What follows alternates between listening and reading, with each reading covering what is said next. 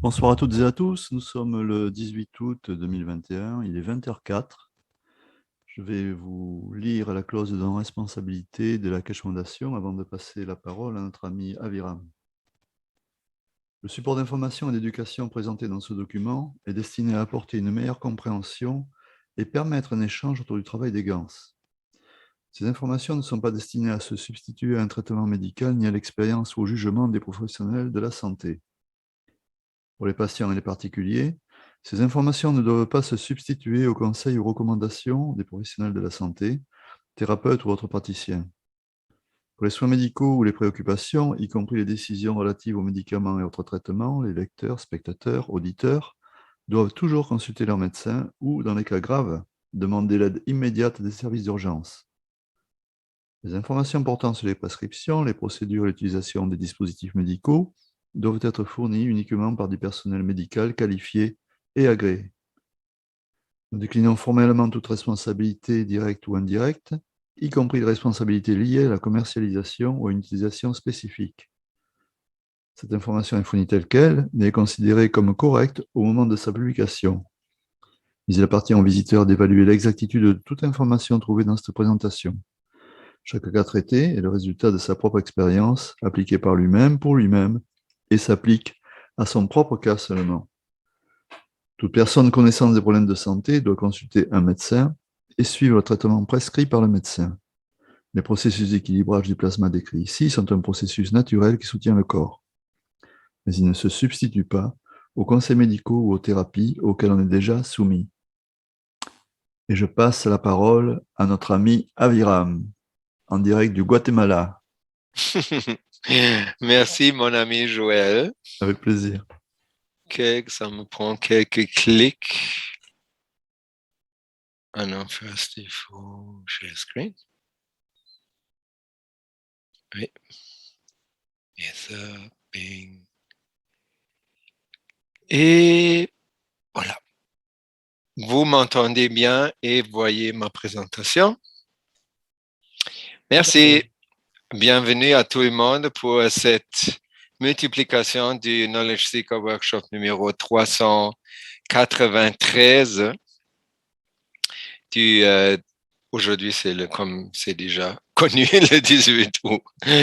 On a mis le thème de cette session, comment perdre sa religion. Quand M. Kesh parlait euh, de son sujet principal, il a aussi nous montré une voie qui fait que l'abandon des religions établies, comme les gouvernements établis, ce n'est pas le résultat d'une lutte comme une révolution, mais c'est le résultat d'une croissance en connaissance.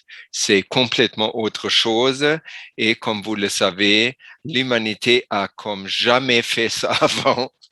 On était toujours porté à se révolter et se révolutionner, mais maintenant on n'a plus besoin de faire ça. Et quand il a parlé de ça, je me rappelais de quand j'étais DJ en Allemagne, il y avait une époque, je crois que c'était des années 80-90, où il y avait un groupe américain qui s'appelle R.E.M., qui ont fait une chanson Losing My Religion. Donc ça m'a revenu dans l'esprit et j'ai pris ça comme thème pour cette session-là. On va comme d'habitude commencer avec les bonnes nouvelles. La bonne nouvelle, si vous n'êtes pas encore inscrit pour la conférence, la première conférence de Monsieur Kesh en Europe de l'Ouest, c'était planifié pour le 4 et 5 septembre. Dû à des difficultés administratives, cette date est reportée dans la première semaine du mois d'octobre. Plus d'informations vont suivre au fur et à mesure qu'ils seront disponibles. À Linz, vous savez déjà qu'il n'y a pas seulement un site de conférence comme privé, donc c'est pas dans un lieu public et c'est beaucoup plus ça va être beaucoup plus sécurisant et facile. Il y a pas seulement un endroit de conférence, mais aussi un endroit de diffusion pour la télévision, Keshe Foundation TV, et aussi un centre d'exposition qui est toujours au même temps un centre de développement.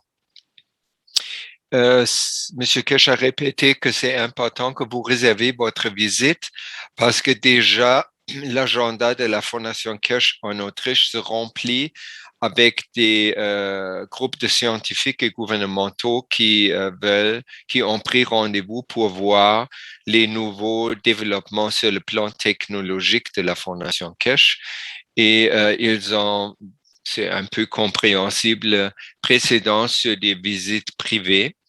Donc, si vous vous inscrivez, la Fondation Keshe va vous revenir avec une date et un temps où vous pouvez visiter l'endroit et aussi visiter voir les nouvelles technologies.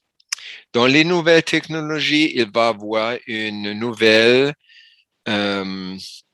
unité d'amélioration universelle verticale que vous voyez sur la photo. Je ne sais pas si aujourd'hui elle a encore exactement la même forme, je ne sais pas, mais elle est faite pour le transport de choses, de produits, mais aussi transport d'êtres vivants comme le voyagement pour nous. Monsieur Keshe a dit que cette unité verticale est maintenant prête et elle est en train de se faire transférer dans le hall d'exposition. Deuxième nouveauté technologique, la Fondation Keshe commence à vendre peut-être probablement cette semaine les nouveaux masques qui sont des masques jetables qui sont préparés de plasma liquide GANS spécifique pour contrecarrer une infection sur le plan matériel par le virus corona. Vous peut-être avez une petite idée comme Aviram que si on suit les enseignements, par exemple, et on gagne de plus en plus d'ouverture à devenir une seule humanité, de travailler pour le salut global, etc.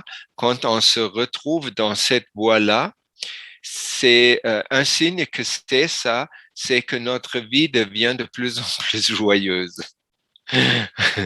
Et de l'autre côté, quand de plus on peut assimiler le message du corona, qui est justement ce que je viens de dire, quand on a assimilé ça sur le plan fondamental, c'est-à-dire sur le plan de l'âme, et on arrive que notre libre arbitre aime ça aussi, à ce moment-là, on a la meilleure protection contre une infection sur le plan matériel parce que ça, c'est seulement nécessaire si on n'a pas compris le pas évolutionnaire à faire.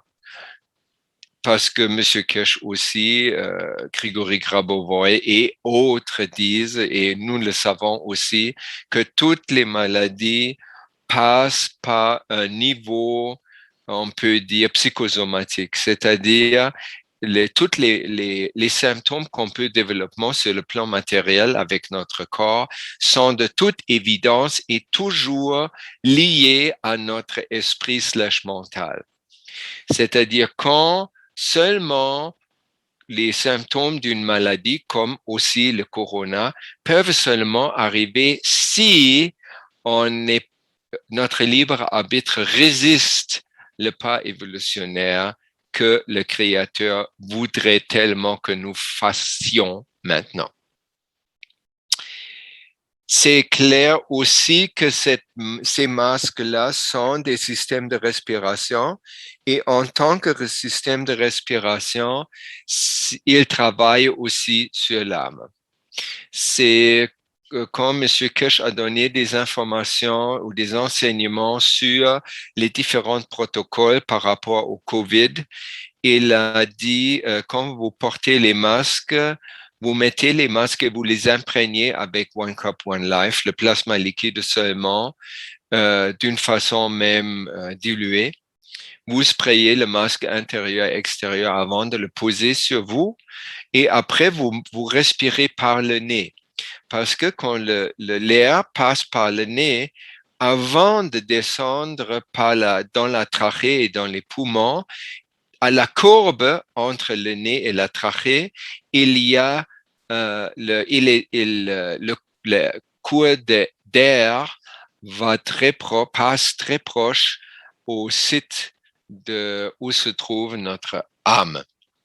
Donc, de cette manière-là, on peut nourrir consciemment notre âme et ça nous aide à nous rapprocher d'elle. Un peu plus de détails sur exactement ça, Monsieur Kesh a donné dans j'aurais dit plat principal, dans le thème principal qui va suivre sous peu. La dernière nouvelle, c'est un nouveau stylo antidouleur qui est plus cher, mais qui est incomparablement plus efficace contre les douleurs de toutes sortes. Vous vous rappelez, il a parlé il y a, je crois, 4-5 workshops avant. Il a parlé de différentes sortes de douleurs. Et ce crayon-là, il va servir pour toute la gamme de douleurs qui sont possibles. Donc, si vous avez des douleurs ou vous connaissez quelqu'un qui souffre, vous pouvez le référer sans problème à cette nouvelle technologie de la Fondation Kesh. Dernière bonne nouvelle,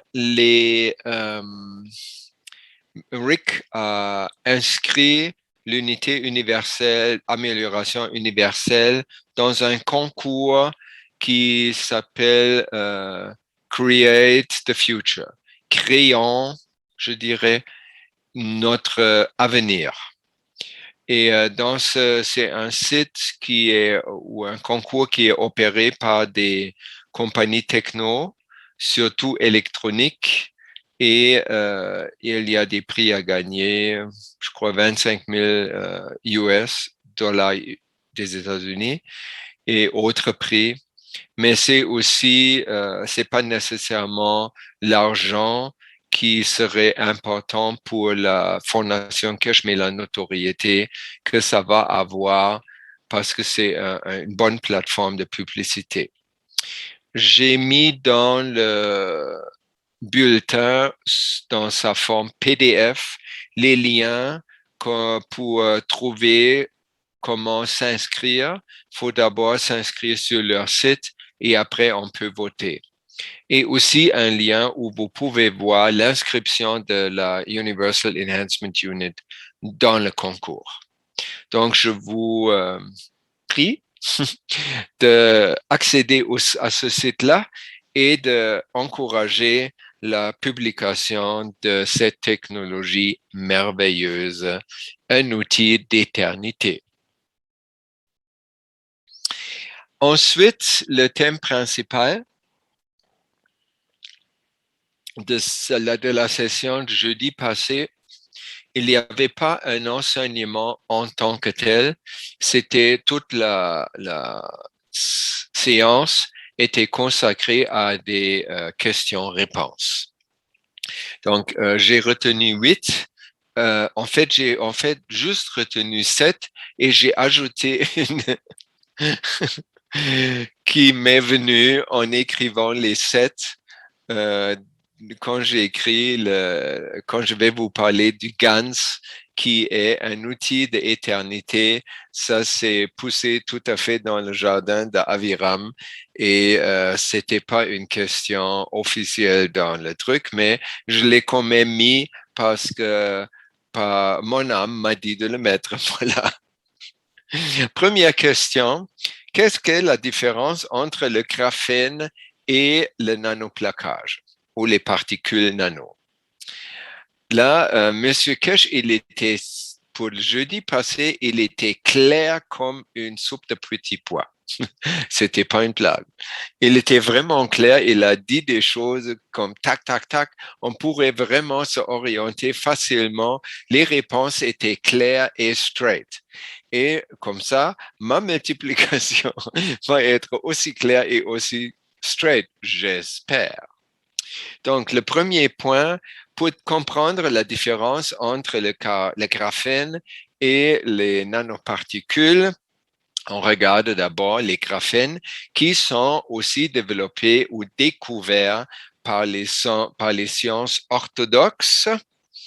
Et dans le Wikipédia, on apprend, on voit d'abord l'image que c'est toutes les boules, c'est des molécules de carbone, des atomes de carbone qui sont orientés sur une, deux ou multiples surfaces parce qu'il y a différentes graphènes.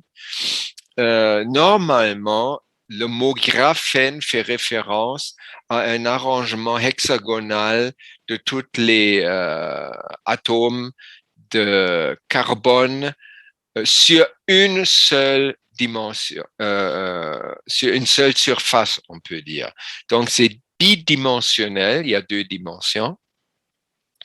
C'est une seule couche d'atomes et c'est une forme spécifique de carbone.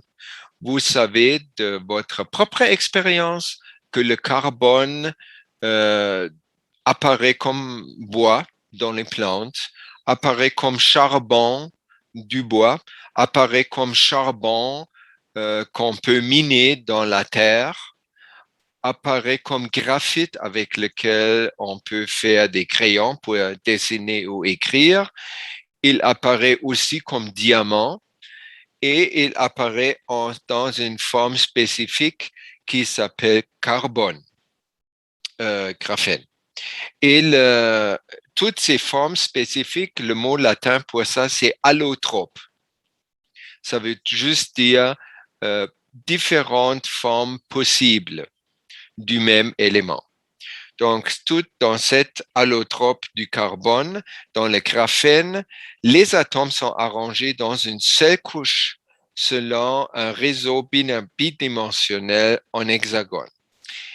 Il a des qualités très surprenantes. Il conduit très efficacement la chaleur et l'électricité.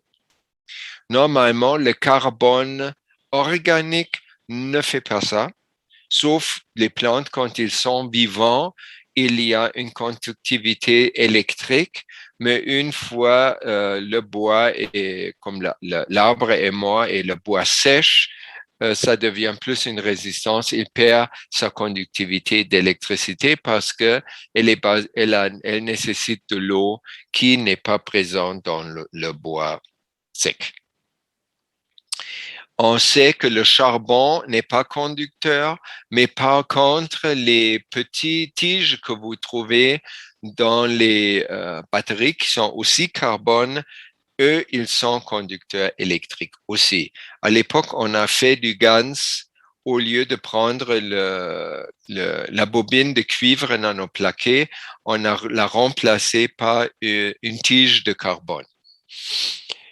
Et Monsieur Kesch nous a averti à cette époque-là, on peut le faire, on peut expérimenter avec, mais ce n'est pas nécessairement ça livre pas des GaNs qui sont propices à la biologie du corps humain ou d'autres corps de mammifères, parce que nous sommes plus basés sur le cuivre que sur le carbone. Ensuite, ce graphène absorbe fortement la lumière de toutes les longueurs d'onde, exactement comme les nanoparticules, dont sa couleur noire. Et si on regarde juste une couche qui est l'épaisseur de l'atome, elle est presque transparente. C'est aussi évident si on regarde comment les atomes sont espacés, réguliers. Il y a plus d'espace non matériel que matière. Donc, ça indique aussi qu'une feuille, elle est presque transparente. En plus, ce graphène-là a une force résistive, c'est pas électrique, mais mécanique, plus ou moins 100 fois plus que l'acier le plus fort qu'on connaît, de la même épaisseur. Donc, on pourrait utiliser le graphène fabriqué industriellement pour créer des surfaces et des matériaux hyper résistants, mais l'industrie de ça n'est pas très grande parce que pour la science conventionnelle jusqu'à aujourd'hui, c'est très difficile de produire le graphène. Donc, par exemple, en 2012, j'ai lu dans l'article de Wikipédia le chiffre d'affaires du commerce avec le graphène était juste 9 millions pour tout le monde. Ça, c'est comme peanuts, c'est rien. Donc, qu'est-ce qu'on peut dire de tout ça? On parlait tout le temps, dans les dernières 3 minutes, du plan matériel. Donc, le graphène, c'est tout d'abord apparaît sur le plan matériel et c'est une forme de structure que les éléments peuvent avoir. Donc, quand on dit graphène, normalement, ça se réfère à un graphène carbone, mais peut-être parce que M. Kesh a aussi dit après que je ne sais pas comment ça s'appelle, les substances dans les aliments qui donnent un odorat comme une odeur d'aliments, comme des frites ou des pommes, où on peut sentir leur présence par l'odeur.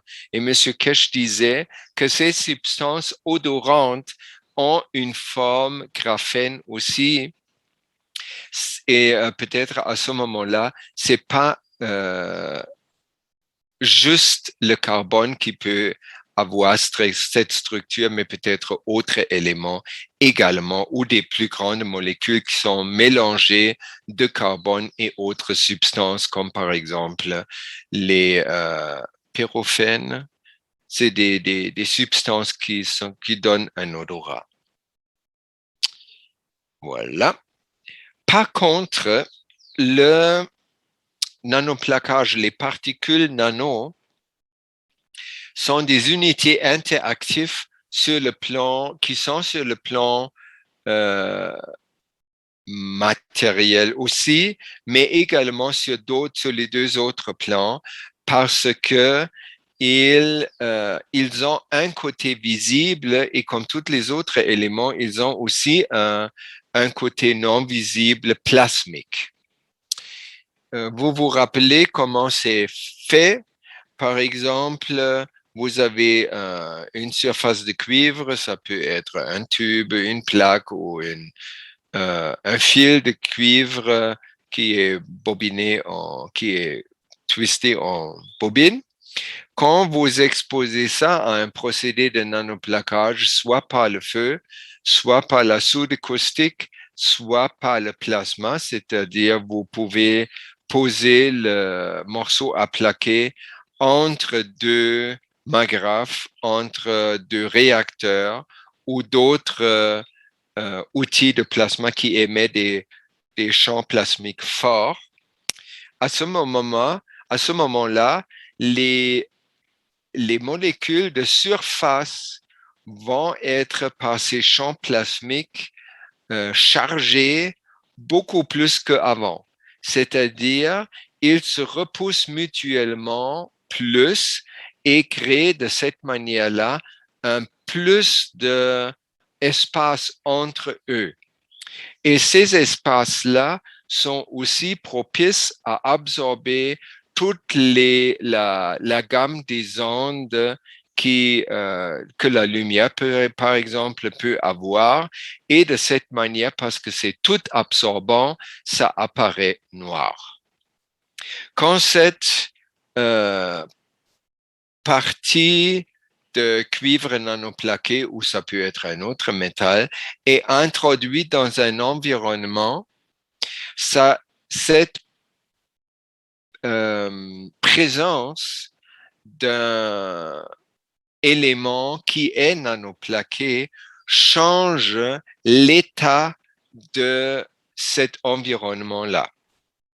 Donc, si on veut faire du gaz de CO2, par exemple, on prend un contenant de verre avec de l'eau, avec 3 à 10, 15% de sel dilué dans l'eau. Et le moment où on applique, on introduit dans cet arrangement-là une bobine, une plaque ou whatever, un morceau de cuivre nanoplaqué, tout l'environnement dans ce bocal-là change du plan matériel vers le plan plasmique. Et à ce moment-là, les champs deviennent très actifs et les champs qui se produisent par le zinc et le cuivre nanoplaqué, c'est des champs qui ont une force plasmique 6 qui ressemble un peu au poids atomique 6 qui est le carbone.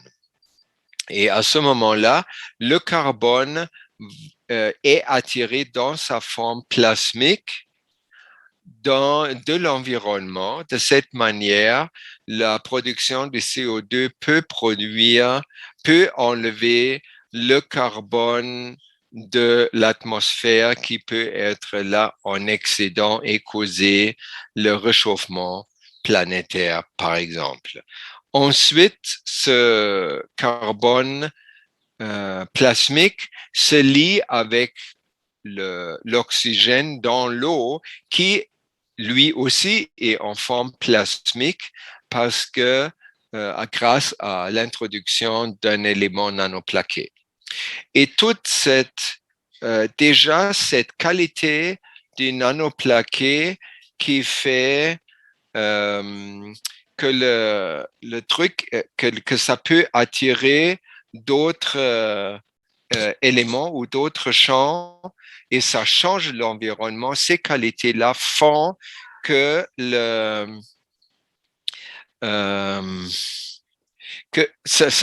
on peut décrire ça comme son qualité d'interactivité. C'est ça ce qu'on a dit au début. C'est le nanoplaquage, c'est une unité interactive sur le plan fondamental et les deux autres plans aussi. Les nanoparticules peuvent être en structure de graphène sur le plan matériel. Sur les autres plans, ils sont juste là présents en tant que champs et les champs ne suivent pas les formes géométriques sur le plan matériel nécessairement.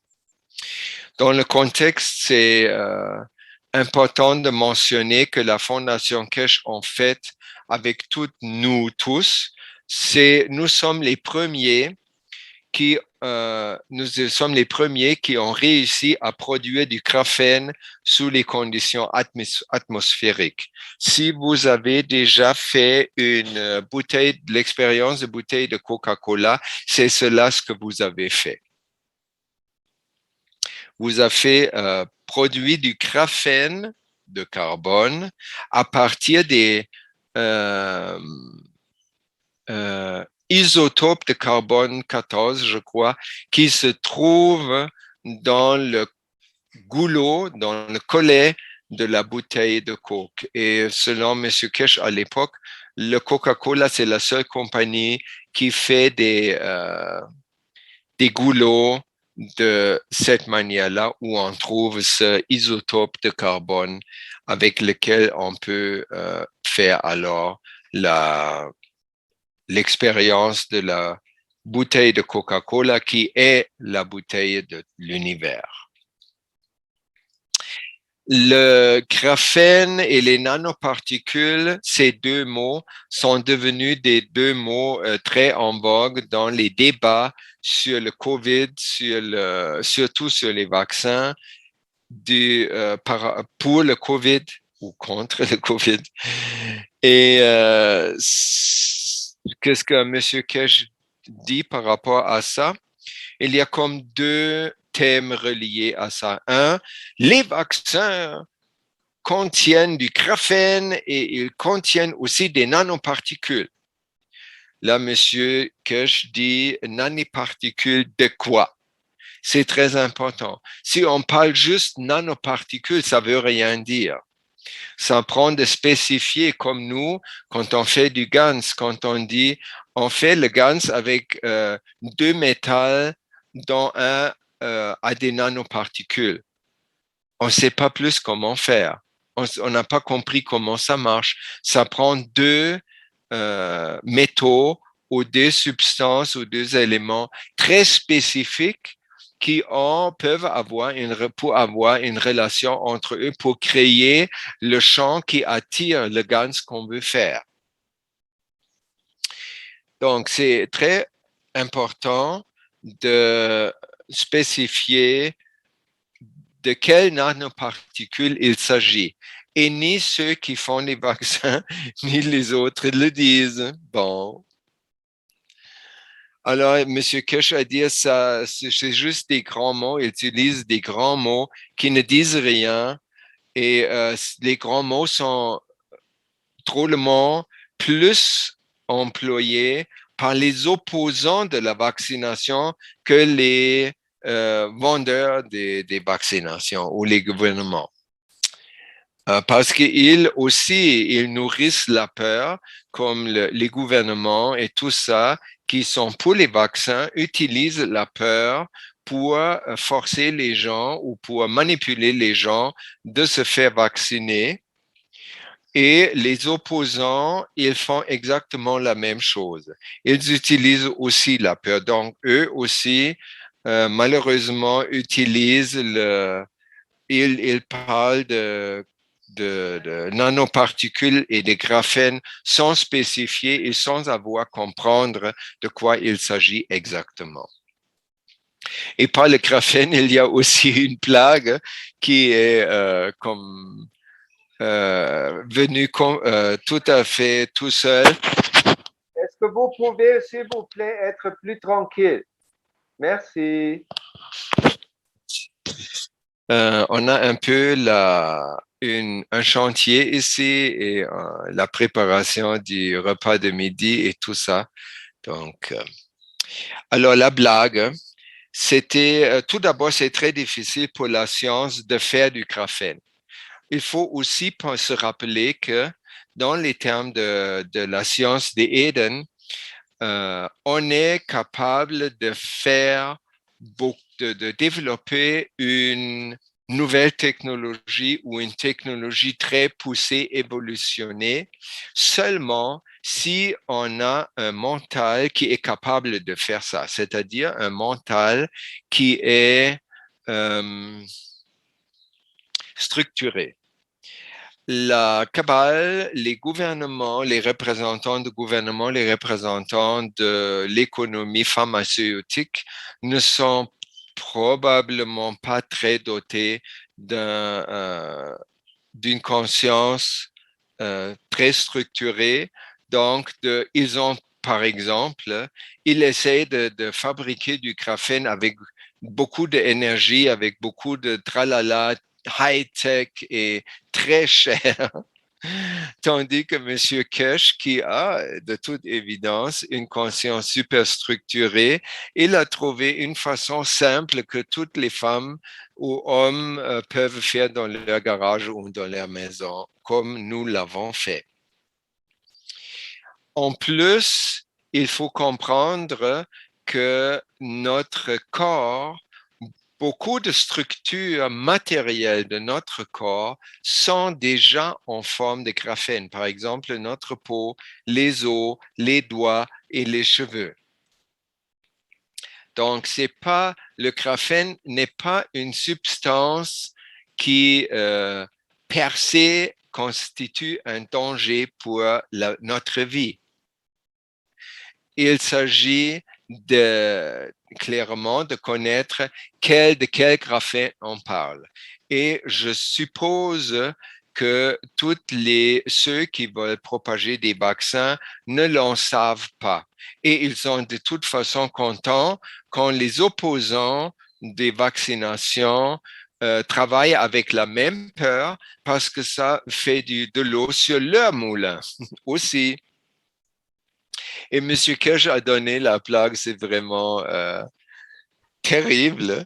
Quand, admettons, la science arrivera à produire un graphène, même sur la base de carbone assimilable par le corps humain,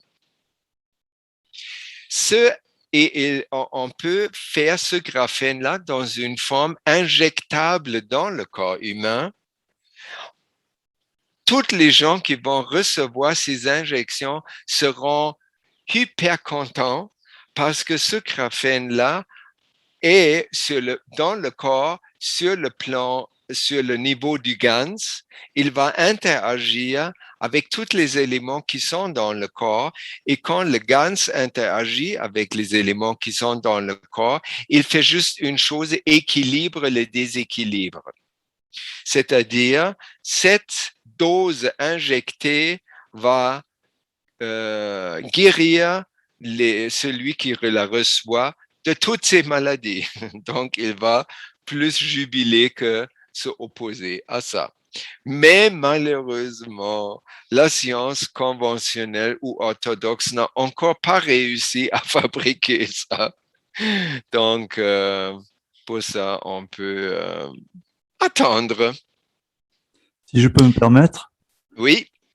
il y a eu un prix Nobel pour la mise en place de 2 couches de graphène Mm-hmm. il y a quelques années. Et puis la blague de la blague à propos du graphène, c'est qu'on parle aussi maintenant d'oxyde de graphène en France. Alors bon, Il y a un graphène avec oxygène. oui, mais il n'y a pas Uh-huh. d'oxyde de graphène, ça n'existe pas. Uh-huh. Ouais. Mais alors, ils font du travail. On n'est pas contre les sciences orthodoxes. C'est juste que ils n'ont pas réussi à fabriquer parce que ça serait formidable si le graphène du carbone, comment M. Kirsch le décrit, sera produit qui guérit nos maladies rapidement. Alors, M. Kirsch dit ça, que malheureusement, la science conventionnelle n'a pas encore réussi à le faire et tout cela n'est que l'alarmisme et vous pouvez, c'est-à-dire pouvez nous protéger contre cela avec très facilement et très efficacement par apprendre les connaissances propagées par la Fondation Kirsch et la Science of Eden. Le deuxième partie, c'est sa partie fait beaucoup de vagues sur Facebook que des opposés ont même montré à la télévision.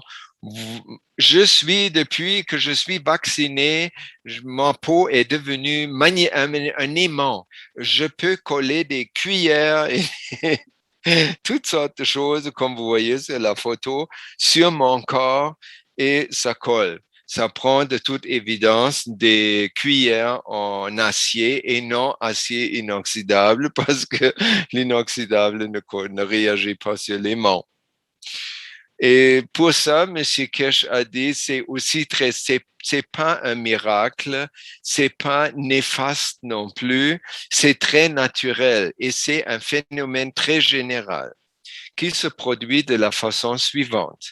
Si on reçoit une injection d'un produit chimique quelconque, ça peut être un painkiller, ça peut être un vaccin, ça peut être toutes sortes d'autres choses qui sont injectées ou appliquées par transfusion ou infusion. Aussitôt qu'il y a des substances chimiques, le moment même qu'ils entrent sous la peau, ils rentrent dans un environnement du GANS, ils changent la façon d'interagir du plan matériel avant au plan plasmique. Alors il commence beaucoup plus fortement à interagir avec tous les éléments qui sont dans le corps déjà, de préférence où le plus d'interactions on observe entre le produit chimique et le hémoglobine, le fer dans le hémoglobine dans notre sang. Et cette interaction très forte crée des champs magnétiques très forts qui peuvent ensuite, sur le plan matériel, apparaître comme magnétisme. Donc, même si on se fait injecter un painkiller comme la morphine, par exemple, si on est en phase terminale de cancer, on peut aussi coller des choses en métal sur notre peau. Donc, c'est pas un indice qui dit que ça doit être, c'est pas un indicateur d'un processus néfaste en soi. Là. La question numéro 3 était sur le réchauffement global. Est-ce qu'il y a une technologie pour contrecarrer ou pour soulager le réchauffement global de la science du plasma? Oui. De la science of Eden? Oui également. La science du plasma nous travaillons depuis quoi? 8 ans, on fait du GANS. Si on fait du GANS CO2, on enlève effectivement des éléments de carbone de notre atmosphère. Ça a été à l'époque, je crois, il y a 2 ans, prouvé par un groupe, je crois, allemand. Ils ont fait une production de GANS dans un environnement fermé, c'est-à-dire c'était un boîtier qui était transparent, qui était scellé hermétiquement. Il n'y a pas d'air qui peut passer. Et ils avaient des ondes, il y a des ondes avec lesquelles on peut mesurer le taux d'oxygène dans l'air, par exemple. Donc, ils avaient une sonde comme ça, ou de carbone, ou whatever. Donc, ils avaient des sondes, ils ont fait le processus le setup pour produire du gaz CO2 et le taux de carbone dans cette air atmosphérique non spécifique a diminué. Donc, c'était la preuve que juste la production du gaz CO2 diminue l'effet de serre sur cette terre-là. Et on sait que c'est le même carbone dans sa forme, le CO2, dans la forme matérielle qui crée le réchauffement global. Là, M. Kirsch a des opinions qui sont différentes aussi ou spécifiques. Il dit c'est pas nécessairement seulement que nous brûlons des fuels fossiles qui produisent beaucoup plus de CO2 et ainsi se fait cette couche CO2 qui agit, comme vous voyez sur la photo, comme un réflecteur de chaleur. C'est-à-dire la chaleur du soleil, elle vient du soleil, elle frappe la surface de la Terre, une partie qui n'est pas absorbée est reflétée et elle se fait re-refléter dans la couche ou par la couche de CO2 qui se trouve dans notre atmosphère. Ce CO2 peut être de provenance multiple. Ça peut être, par exemple, si vous avez permafrost dans les régions où la vie organique était terminée par un permafrost qui durait. Après, quand ça refond, il y a beaucoup de processus qui forment du méthane et ce méthane-là, c'est aussi un gaz à effet de serre encore 24 fois plus puissant que le CO2, par exemple. Le méthane se produit aussi quand les lacs sont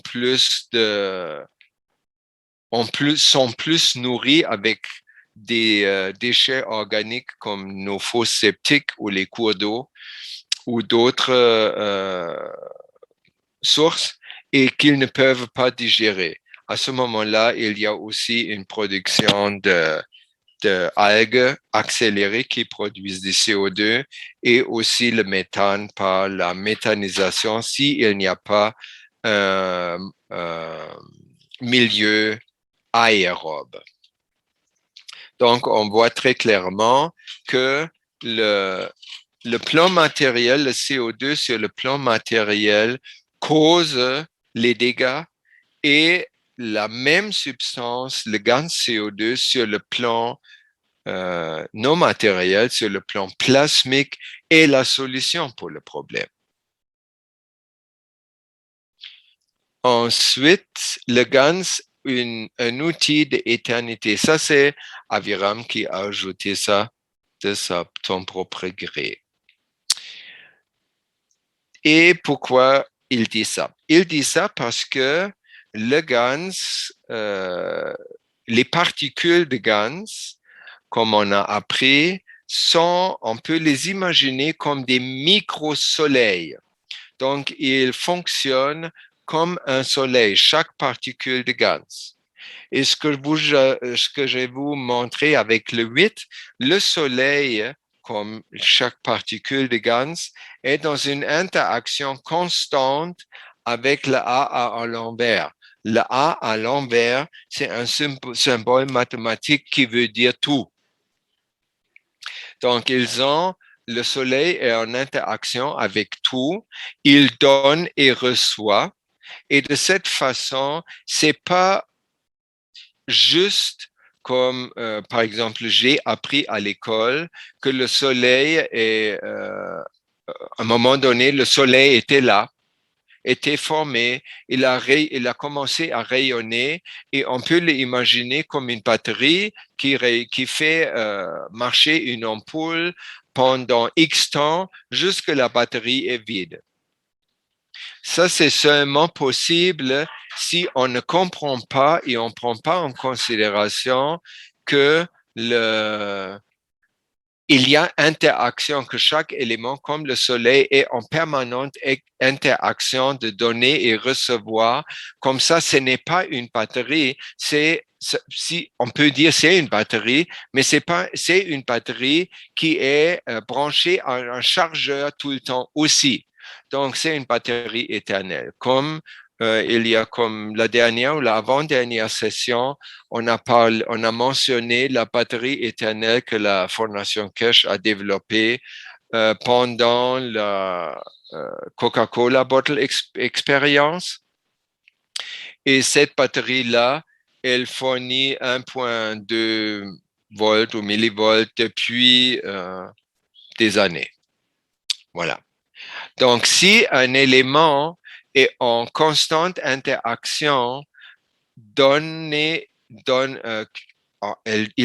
et reçoit continuellement, ça veut dire que c'est pas comme un ressort qui devient détendu, c'est pas une batterie qui devient vide, non, il n'y a pas de fin à son existence. Donc, c'est un indice d'éternité. Deuxième, après, M. Keshe, quand on a parlé de GANS CO2 et de GANS ZNO et les mélanges de ça à appliquer dans les zones de catastrophe sur la Terre, par exemple, il a parlé ça pour les Hurricane Maria en 2017 et des tremblements de terre en Italie, etc. Il nous a dit de déposer des réacteurs qui contiennent beaucoup de GANS dans les zones où les humains sont très affectés parce que ça les aide beaucoup de faire ça. parce que surtout le ZNO les satisfait plus sur le plan matériel, affectif, sur le plan émotionnel, c'est-à-dire, et de là, après ça, ils peuvent beaucoup plus efficacement beaucoup plus efficacement agir.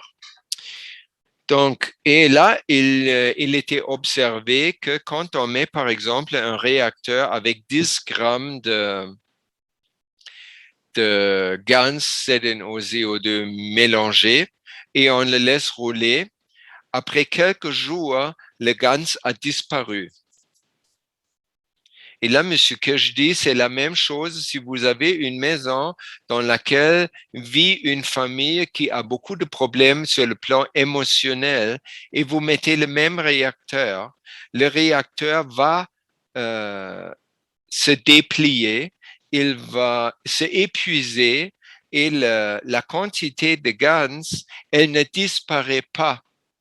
C'est juste au fur et à mesure que le GANS dans le réacteur diminue, le bien-être de la famille qui avait auparavant des difficultés émotionnelles se équilibre. Donc, on peut dire que cette GANS qui manque dans le réacteur est maintenant dans les membres de famille qui se réjouissent de ce réacteur-là. Donc, ça nous rappelle de la loi thermodynamique que l'énergie ne peut pas disparaître, mais seulement changer de forme. Donc, c'est-à-dire, ça peut être dans la forme, le GAN CO2ZNO peut être dans la forme comme poudre blanche dans un réacteur, et après, c'est sous sa forme de onde dans un système mental, corporel d'un être ou plusieurs êtres humains. C'est-à-dire, ce n'est pas perdu, ça a juste changé de localité et de forme. C'est-à-dire, globalement vu, la quantité de GANS ne diminue pas. C'est juste un changement d'énergie qui peut nous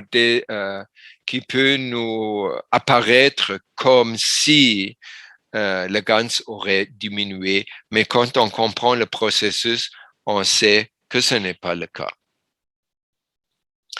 Donc, si le GANS existe sur des formes, sur les trois niveaux également, c'est-à-dire le niveau matériel, transition et fondamental, simultanément, il est renouvelé de toute façon, comme on a dit dans le premier point, 10 puissance 17 fois par seconde. Et tout ce qui se fait reproduire à cette vitesse qui est à la norme est à la norme, et tout ce qui est à la norme ne peut pas dégrader. Et tout ce qui ne peut pas dégrader est par définition éternel. Et le dernier point, l'effet du GANS. Le GANS n'est pas un médicament. C'est clair, on peut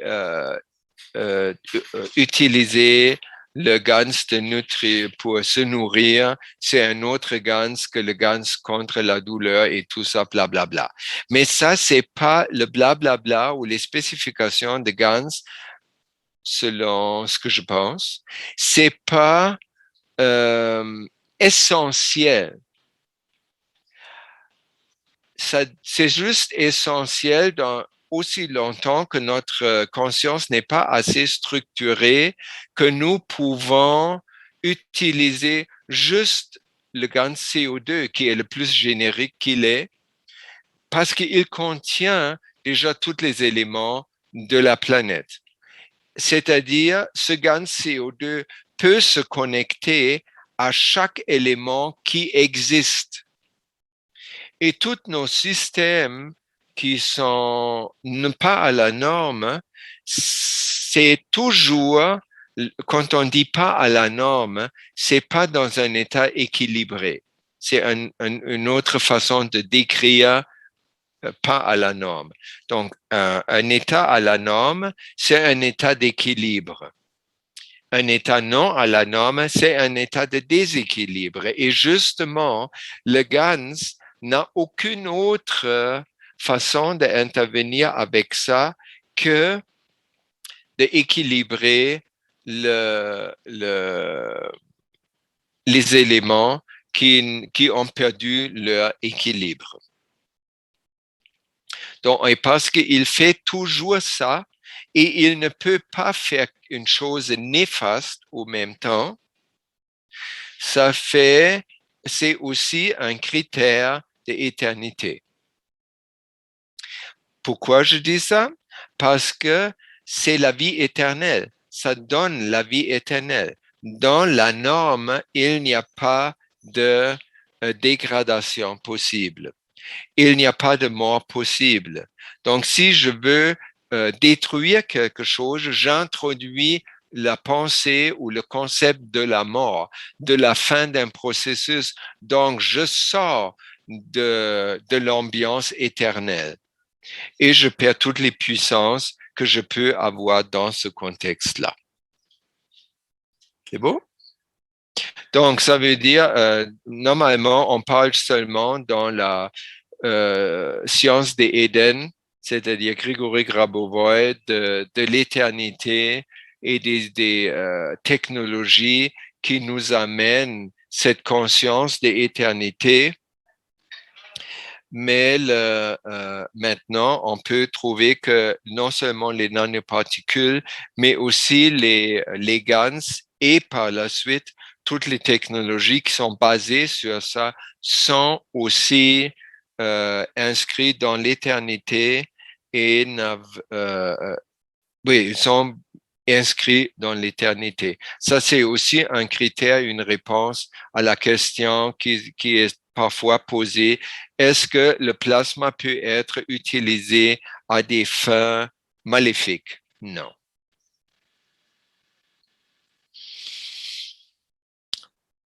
Une autre question numéro 5, c'était la satisfaction émotionnelle versus la manipulation.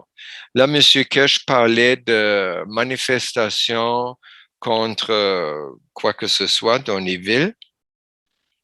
On a beaucoup de manifestations actuellement contre l'abus de pouvoir des gouvernements, contre les restrictions de la liberté personnelle qui est supposée garantie par les constitutions de tous les pays, qui est complètement semble inconnue par les gouvernements.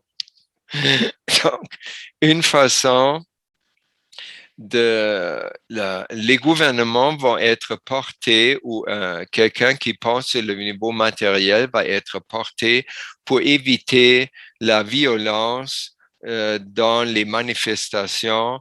Tout d'abord, de ne pas permettre des manifestations, c'est-à-dire ou d'introduire d'autres manipulations qui font qui peuvent faire ça, que les manifestations n'ont pas lieu. Monsieur Kirsch propose une autre façon. Il dit on pourrait asperger toute une ville. Ça peut être aspergé par des avions peut-être, mais ça peut aussi être juste sur le plan des champs. Donc, on installe des magraves, on installe des réacteurs ou on fait des pratiques qui ont tous les mêmes effets. Et sur le plan matériel, on pourrait même asperger toute une ville avec du plasma liquide zinc ZNO. Le ZNO agit en apportant l'équilibre sur le plan émotionnel. Donc, qu'est-ce que ça fait? Que les gens qui sont dans un environnement qui contient beaucoup de GAN ZNO, ils vont se trouver plus satisfaits sur le plan émotionnel. C'est-à-dire, ils ont plus besoin ou moins besoin d'utiliser des valves de surpression émotionnelle parce qu'ils vivent une vie de répression et c'est inconscient à eux. Si ils ont plus satisfaits sur le plan émotionnel, un autre avantage, ils sont plus clairs et plus centrés avec plus de conscience, structuré. Hein? Si on est émotionnellement chargé, tout le monde le sait, on n'est pas capable de prendre des bonnes décisions éclairées.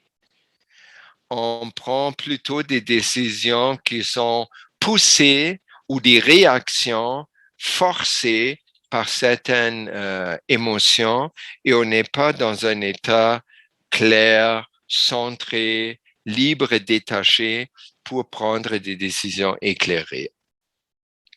On devient plus paisible et quand on est plus paisible et détendu, on est plus dans un état de contrôle de la réalité, propice au contrôle de la réalité, et ainsi on a beaucoup plus de pouvoir réel pour changer la situation avec laquelle on n'est pas d'accord. Donc cette application de ZNO sous n'importe quelle forme n'est pas un agent de manipulation, de brainwashing.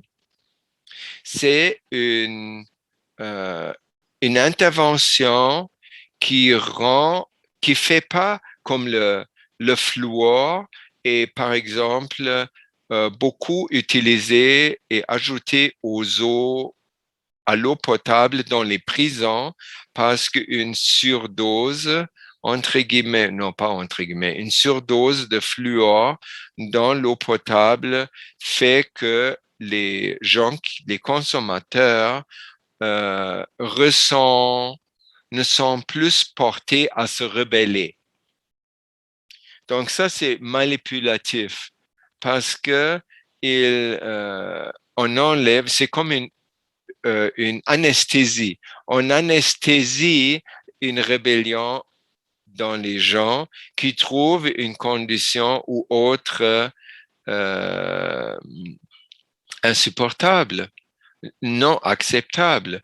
Tandis que l'application de GANs, CDNO par exemple, ne enlève pas le sens critique, mais rend le sens critique dans un niveau, dans une structure mentale qui est vraiment plus capable à changer ce qu'on veut changer, à changer ce dont on n'est pas d'accord. La 6e question était sur est-ce que la Fondation Keshe a développé des outils pour combattre les feux de forêt qui se font chaque année en Californie, en Europe et à d'autres endroits du monde. Là, M. Keshe disait 2 choses en même temps. Il disait d'un côté, ce n'est pas, avant de faire ça, il faut regarder si les feux à grande échelle ne sont pas un processus naturel, que la nature s'en sert pour évolutionner une forêt, par exemple. Le même processus est fait, par exemple, par des champignons au Canada, dans les forêts du Grand Nord du Canada. Il y a des champignons qui ont un mycélium d'une envergure de 2 km². Donc, un seul champignon peut infecter une forêt de 2 km² et détruire les arbres. Mais il détruit une forme d'arbre actuelle et après pousse autres formes d'arbres qui sont plus adaptées au nouveau environnement. Et on appelle ça qui ont fait un pas évolutionnaire. Mais il y a aussi, comme ici au Guatemala, à la fin de la période sèche, il y a souvent des feux qui sont, ou des incendies de forêt. Déjà, ils n'ont pas tellement de forêt où nous habitons ici. Et cette peu de forêt est menacée par des feux qui étaient commencés par des gens. Alors ça, c'est tout à fait une autre raison. Alors, M. Kesh a dit, il y a à regarder, est-ce qu'un feu à grande échelle, un incendie de forêt grande échelle, est-ce que c'est pas inscrit dans un processus naturel, oui ou non? Ça, c'est une chose à... Si c'est inscrit dans un processus naturel, ce n'est pas une bonne idée pour l'humain d'intervenir. C'est la même chose qu'il dit, oui, il y a des plasmas pour se protéger contre un ouragan, comme Tom Selleck a démontré déjà, mais c'est pas qu'un ouragan est dévié ailleurs. C'est cette tendance que nous avons avec notre pensée. Mais l'ouragan passe et juste où nous sommes est protégé par ce plasma-là. Du même côté, il a dit que la Fondation Kesh, le volet iranien, ils sont en train de développer une technologie justement pour être en mesure de combattre des feux à grande envergure parce que il y a des gens et des animaux et des plantes qui meurent. Alors, ça, c'est une autre façon d'y penser ou de percevoir, parce qu'il y a beaucoup de souffrances liées à ça. C'est certainement pas un processus qui est à la norme. Et à ce moment-là, s'appliquent les technologies évolutionnaires de la Science of Eden qui vont nous aider à éviter des catastrophes et la nature, par conséquent, va trouver une solution qui est beaucoup plus à la norme. Et Monsieur Grigory Grabovoy nous dit souvent que un des raisons de notre existence est justement ça. Nous sommes ici pour normaliser tout. Mais là, on sait aussi que les choses qui sont hors de la norme, c'est pas nécessairement qu'ils sont créés hors norme, mais c'est juste notre perception qui les voit hors norme. Et là, on arrive à une autre bémol peut-être, ce qui est quel est notre rôle. Quand on accepte la pensée de la psychosomatie, c'est-à-dire ce que je pense, je vais vivre les conséquences de ce que je pense. Comment mon mental fonctionne, ça va donner ma vie, en autre mot.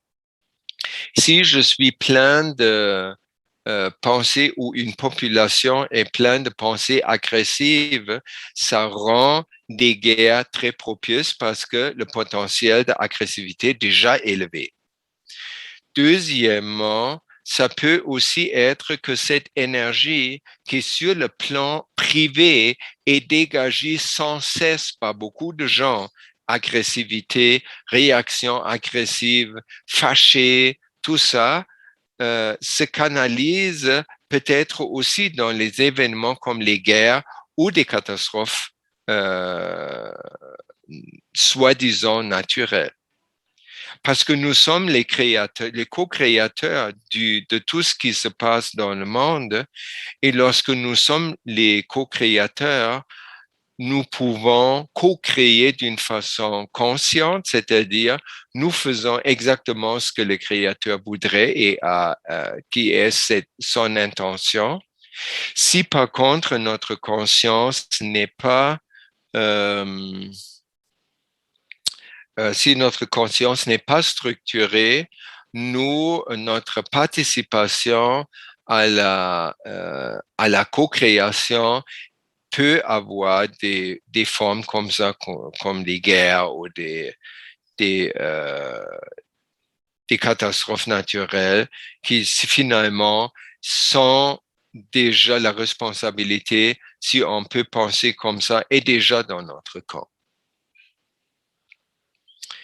Donc, on pourrait dire, c'est un champ sensible il n'y a pas une règle qu'on peut couper court, on dit oui, toujours mettre du plasma. Non, non, non. Il faut regarder c'est quoi notre responsabilité et agir selon notre responsabilité. Avant-dernière question, la question numéro 7, comment faire le GANS de l'oxygène? Vous avez sur l'écran l'image de l'oxygène, c'est l'élément numéro 8 dans la table des périodiques des éléments. L'oxygène a un poids atomique ou une force plasmique d'environ 16. C'est la moyenne de tous ces isotopes. Si on veut le créer, on peut le créer comme ça. De la même façon qu'on a attiré magnétiquement, si on veut, par les champs, le carbone, par la différence entre le poids atomique du zinc et le cuivre nanoplaqué qui a 5% de moins. On pourrait, l'oxygène à environ 16, donc on prend le silicone qui a 28 et on déduit le carbone qui a 12 et on obtient l'oxygène qui a 16. Ça, théoriquement, ça serait probablement peut-être possible, sauf, je ne sais pas si le silicone devient comme une électrode dans de l'eau. Parce que dans tous les processus de production de GANS, on a toujours deux métaux qui sont conducteurs électriques. Et le silicone aussi, même si on prend des sticks de carbone, c'est conducteur électrique, tandis que le silicone n'est pas. Donc, probablement, ça ne marche pas comme ça. C'est juste la théorie. Et effectivement, M. Kirsch, il a dit, c'est très, très, très difficile de faire le GANS d'oxygène, aussi difficile comme faire le GANS de fer. Bien que il a mentionné qu'il y a dans la production du deutérium, c'est le H2, c'est pas hydrogène, c'est deutérium, c'est-à-dire c'est deux H au même temps. Ce deutérium, il y a un setup qui est le même que pour le CH3. Donc, on a une plaque de cuivre nanoplaqué, une bobine. On a une plaque de fer galvanisé. Et pour faire du deutérium, on met ces deux-là dans une solution saline de 3%, dans un contenant de verre fermé hermétiquement.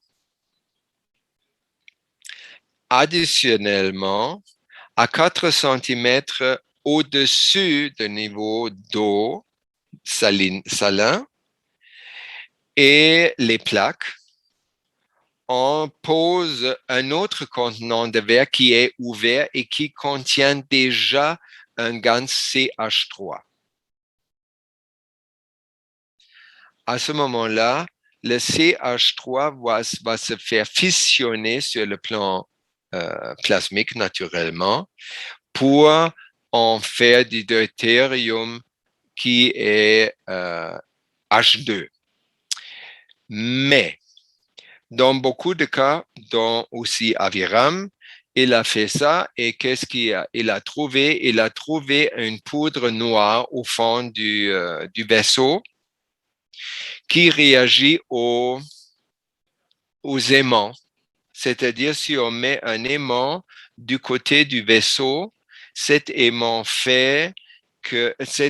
attire en bois comme les particules de GANS se font coller vers l'élément, bougent vers l'élément. Et là, en voulant faire le GANS du deutérium, on a en fait faire des nanoparticules de fer, ce qui n'est pas la même chose. Ça, c'est pas accident. De l'autre côté, il a mentionné le processus à l'envers. où on fait le GANS de hémoglobine. On fait d'abord le CH3, CO2.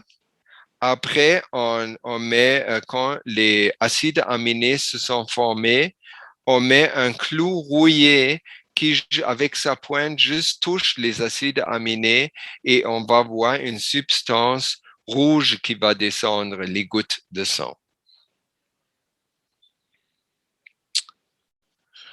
Et la dernière question, c'était en relation avec notre chemin plus proche à notre âme. C'est maintenant, Monsieur Kirsch dit, il est maintenant temps pour l'homme d'apprendre le moyen d'atteindre son âme. Maintenant. Et c'est par les sentiments et les émotions. Rien d'autre. Toutes les choses qu'il développe, toutes les technologies qui sont développées ne sont pas le chemin. Le chemin, c'est la compréhension de ces technologies sur le plan sentimental. Et c'est exactement ce que nous essayons d'enseigner à la Fondation Kirsch et à la science de Eden également. Regardez la structure du cerveau avec l'âme au centre. Nous avons tout ce dont nous avons besoin, mais nous ne savons pas comment l'utiliser. Regardons cela.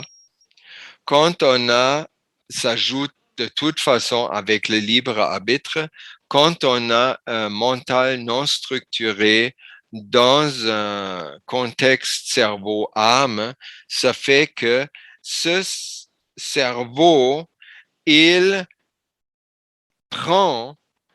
absorbe les champs émis de l'âme. Et de cette manière, non seulement il intercepte le pouvoir de l'âme avant que l'âme peut agir sur l'environnement ou sur le corps, le mental, l'âme de la forme physique absorbe cette énergie et de cette manière prévient à l'âme de s'étendre pour avoir une influence sur le monde extérieur.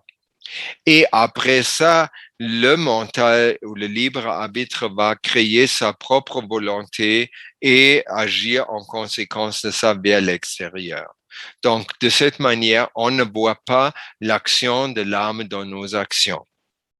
Par contre, si l'âme a la liberté ou la permission du libre arbitre pour étendre son champ magnétique, si on veut, au-delà des limites corporelles et au-delà des limites de l'âme, de la forme physique, à ce moment-là, nos actions, l'âme peut agir directement sur le plan matériel et nous faciliter la vie dont nous n'avons pas idée maintenant.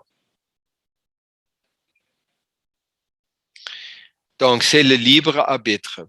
Monsieur Kirsch a expliqué ça plus en détail. Il a parlé comment soit l'âme nourrit le corps ou soit le corps nourrit l'âme. C'est dans la métaphorique de la nourriture, mais c'est aussi au même temps dans une métaphore de servitude. C'est-à-dire, quand le libre arbitre est plutôt barré sur le plan matériel, il veut pas donner la liberté ou il ne peut pas donner la liberté à l'âme parce qu'il est complètement contrôlé par les croyances collectives non structurées. Il va prendre l'énergie de l'âme et il va la laisser nourrir seulement, comme vous voyez sur l'image, il y a juste une flèche qui est rouge. Alors, il exclut toutes les autres. Pour ça, l'âme ne reçoit pas tout ce qui est dédié à elle par la création ou par le créateur. Donc, ça fait un peu étrangler l'énergie fournie à l'âme pour qu'elle puisse fonctionner comme il faut. Et de l'autre côté, comme on l'a dit, vu sur le cerveau, l'âme de la forme physique avec le corps absorbe toutes les énergies émises de l'âme avant qu'ils peuvent euh, euh, agir sur le plan matériel à travers notre corps.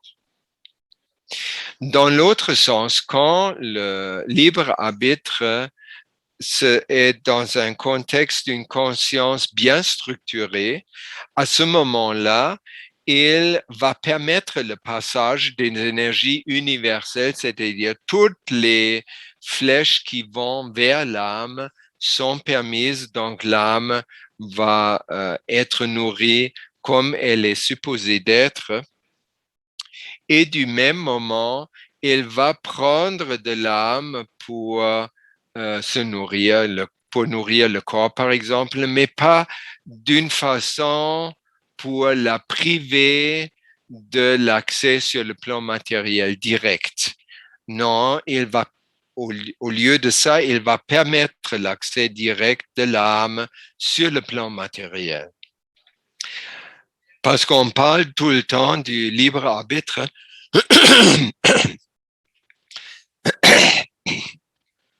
Le libre arbitre peut fonctionner par les... excusez.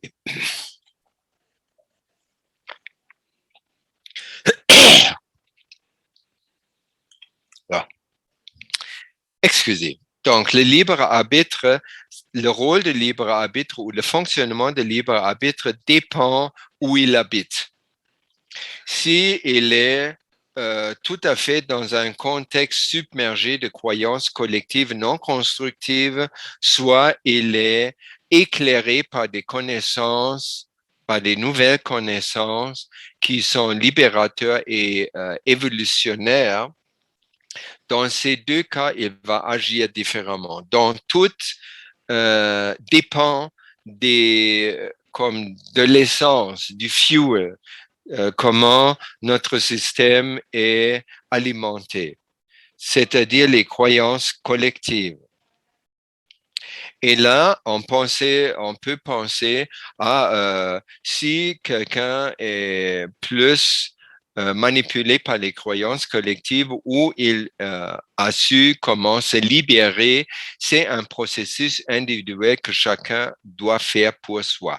Oui, c'est vrai, mais aussi ça se reflète aussi dans notre vie sociale.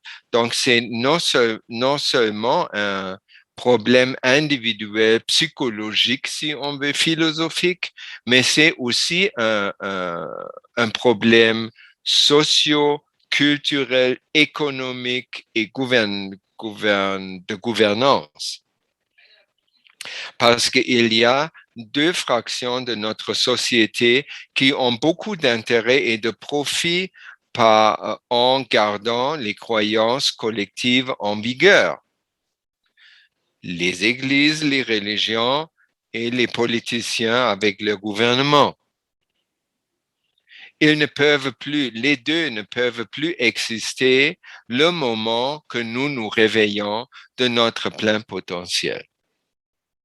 Donc, le chemin des connaissances qui est là pour détrôner le pouvoir en ce moment des croyances collectives dans notre chemin des connaissances, on trouve, par exemple, on trouve, nous sommes les seuls responsables de nos vies. Si nous acceptons que nous sommes les seuls responsables de notre vie, on ne va pas se faire dire par quelqu'un d'autre comment vivre et quoi penser. Parce que lui, il ne peut pas avoir la responsabilité de notre vie. Si nous avons des mauvaises croyances et résistent notre évolution et nous faisons infecter par le virus corona, c'est pas la faute de notre président. Deuxième, nous sommes créés à l'image de Dieu. Nous sommes les co-créateurs de Dieu. Nous sommes un avec lui. Quand nous sommes un avec le Créateur, il n'y a plus de place pour un intermédiaire, comme les prêtres et toute la hiérarchie des prêtres. Ensuite, notre être le plus profond est le Créateur. Il ne peut plus, il va me dire, j'ai dit. La fin de surestimation du plan matériel met au même temps fin à l'ignorance de qui nous sommes véritablement, notre âme, notre vie, notre univers dans lequel nous vivons. Monsieur Kirsch a dit ça combien de millions de fois. Vous pouvez pas vous libérer et vous servir de votre pouvoir inné aussi longtemps que vous avez peur. Vous êtes barré dans le plan matériel et vous ignorez d'où vous venez, qu'est-ce qu'est votre âme, comment elle fonctionne, comment elle est créée et comment l'univers est créé. Dans l'autre sens, ça veut dire le plus que nous apprenons sur notre existence et sur l'univers dans lequel nous vivons, sur notre vie, le plus nous aurions le contrôle sur les mêmes domaines. Ça veut dire, finalement, nous avons le pouvoir de contrôler notre réalité, la réalité dans laquelle nous vivons. Nous avons le pouvoir. C'est à nous de nous prendre le pouvoir. Là, je me rappelle, même au début des enseignements sur le corona, M. Kirsch a mentionné que corona, le mot latin pour couronne. Et c'est pas une couronne, c'est la couronne de notre évolution. On devient Dieu actuellement. Mais cette couronne, ça va pas être Dieu qui va nous mettre sur la tête. Ça va pas être un prêtre ou un président qui va nous couronner. Ça va même pas être notre mère, mais notre maman qui va nous couronner, bien qu'elle voudrait tellement ça. Ça ne peut juste être nous-mêmes. Nous-mêmes allons mettre la couronne de notre existence sur notre propre tête. Et c'est pas avec orgueil. C'est avec humilité. Comment? On va voir ça. Donc, ça veut dire, juste pour le dire, c'est pas un appel aux armes, c'est le contraire. L'appel aux armes a jamais rien changé. La seule chose qui change, c'est de comprendre, comme le mot le dit, comprendre des nouvelles connaissances qui nous sont fournies et de les laisser s'intégrer dans notre vie propre. Et ça, on n'a même pas besoin de mentionner, penser à et interagir de quelle façon whatsoever avec les soi-disant puissants.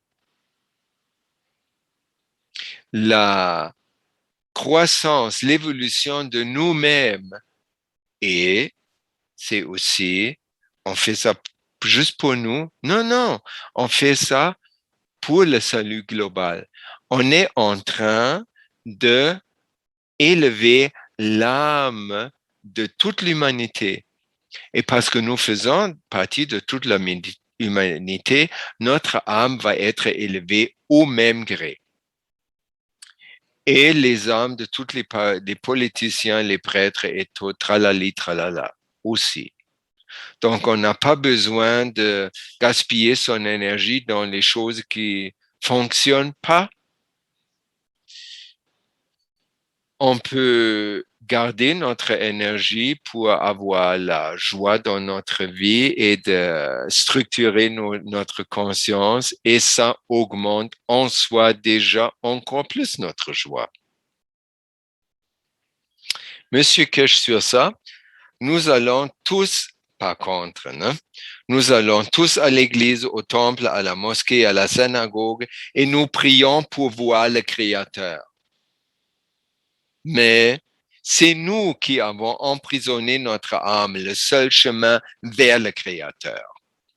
Et dans nos pays, on a fait encore pire. On a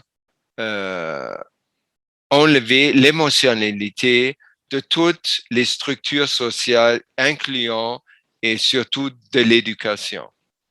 Toutes, pour nous, Westerners, les Orientaux, non, les Occidentaux, pour tous les Occidentaux, les solutions doivent être rationnelles.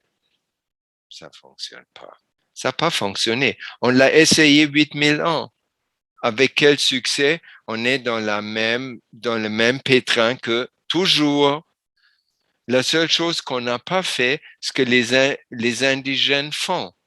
Vivre ses émotions, vivre avec et vivre ses émotions.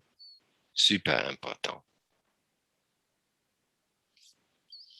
Un exemple donné par M. Kesh qui est vraiment un exemple super cute. Il a dit, je vais vous donner l'exemple, vous marchez sur une rue.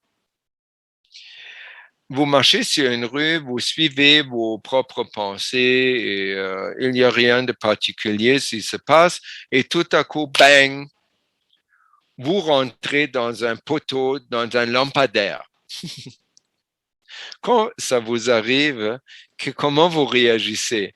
Vous réagissez, ah mais merde, est-ce que je ne peux pas ouvrir mes yeux?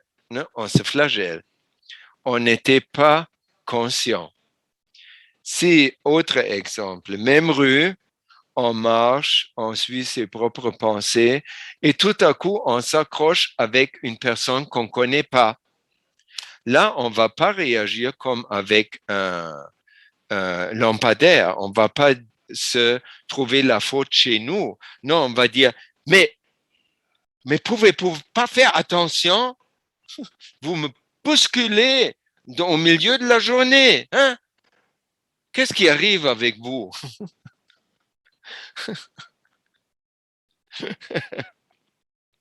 Surtout si lui qui vous accroche est d'une couche sociale inférieure à vous.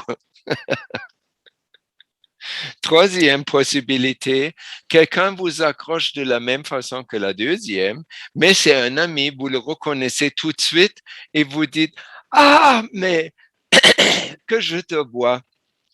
C'est formidable et il embrasse la personne. Tous ces trois exemples sont des métaphores pour l'âme. L'âme peut être perçue par nous de ces trois façons différentes. La première, wow, là, il faut faire attention de ne pas tomber dans ce piège. Deuxième, mais qu'est-ce qu'elle veut, mon âme? C'est cinglé. On ne peut pas faire ça. Elle peut pas vouloir que je fasse ça. Non. La troisième, ah, mais c'est magnifique cette idée. Waouh! Et c'est pas juste une idée, c'est déjà là. Je peux l'embrasser, je peux l'aimer. Et c'est la dernière, vous avez deviné, comme tout le monde dans le cours jeudi, que la troisième, c'est la seule façon comment on peut se rapprocher à l'âme.